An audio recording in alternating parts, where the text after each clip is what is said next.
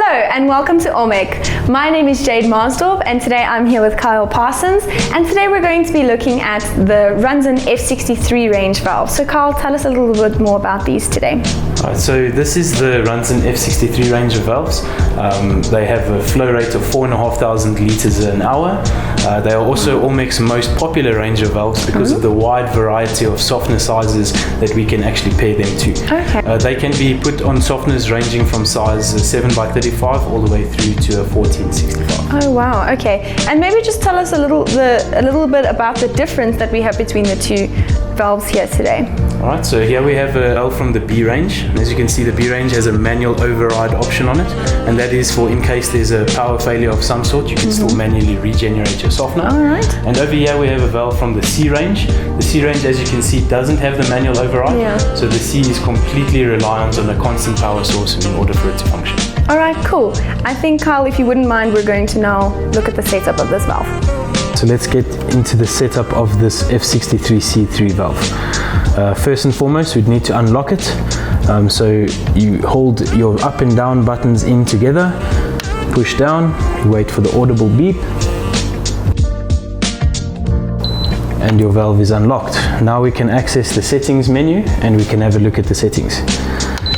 Enter with your enter button, far left, and our very first setting is the time. Alright, to access the time, press your enter button again, and then you can adjust the hours with your up and down button and lock it in with the enter button. Same for the minutes, use your up and down buttons to toggle for your time and lock it in with the enter button, and then you can move on to the next setting. This next setting, your AO2, is quite an important setting, especially for this F63 C3 valve. What this depicts to the valve is that the valve needs to control on a volumetric setting.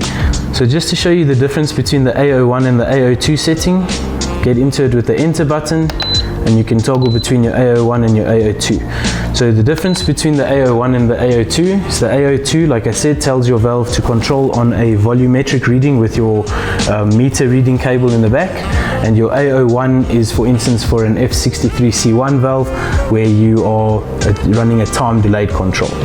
So you can lock that setting in with your enter button and we can move on to the next setting. This setting here, your HU setting, this gives you the units that you are reading your water in.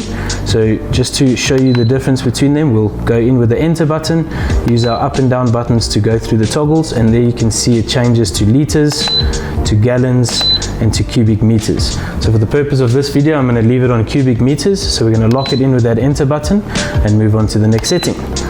Here we now have the set volume for how much water needs to flow through this valve. So it's set standard on 10 cubes.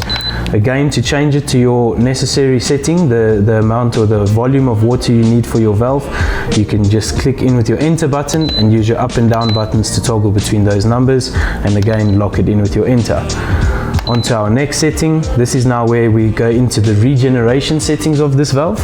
So this first setting is your backwash setting. It is standard set to 10 minutes. We don't need to change that generally, but again, using your enter button, you can toggle and change the time for your first backwash setting. Lock it in with your enter button, and then we move on to the next setting again. So this second setting is now your brine draw. The little picture shows you that the up arrow is coming out of your brine solution. So this valve automatically pulls a brine solution. That is set for 60 minutes. Again, this is a standard setting on this valve. We don't really need to change that. So I'm going to leave it on 60, lock it in with the enter button, and we move on to the next setting. This next setting, now the arrow is turned around and is facing down, so this is a brine refill. So this is now the valve automatically refilling your brine tank with solution. We can toggle between that as well, depending on how much water you want to fill in your brine tank.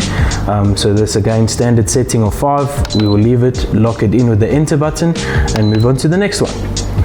Our last setting for the regeneration cycle is now your fast rinse. You can see the little arrow showing down on the little picture there. Again, a standard setting of 10 minutes. To change, use your enter button to enter. and lock it in when you're satisfied with what you've entered, and we can move on to our final setting here. This H setting then gives you an amount of days. Alright, so just to show you again with your up and down button to change those settings. Now these days on this valve in particular, because you have asked the valve to run on a volumetric setting, these days are there just in case something happens to your turbine and it's not reading the volume, so it will regenerate on that set amount of days as well, just to make sure that you are regenerating your softness system. Thank you so much for watching this video. Please like the video if you found it helpful and comment any questions that you may have down below. There will be some upcoming videos pertaining to this specific valve, including error codes, troubleshooting and frequently asked questions, so be on the lookout for those. Otherwise, that is all from us, and we'll see you in the next video.